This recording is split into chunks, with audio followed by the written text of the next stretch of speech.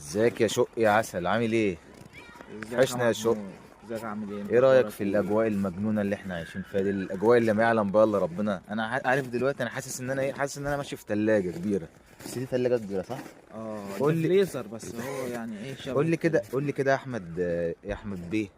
ايه رأيك في الحياة هنا في موسكو، في الجو الجميل اللي احنا عايشين فيه ده، لا يعلم بها الا ربنا ده. قول. والله الجو حلو قوي وموت ولطيف وظريف، ايوه ولطيف، انا عارف. وكل حاجة اه حلوة بس انا هنا شايف البلد الصراحة. بيضة يا. اشمعنى البلد بيضة كده؟ انت بس البيضة عشان انت موجود معايا ولا ايه؟ تشوف اه المراجيح، ايه رايك تيجي نتمرجح؟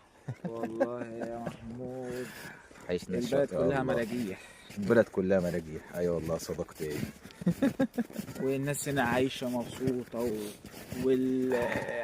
هنا في معظم انت اهم حاجه انك عايش مبسوط يا شقي.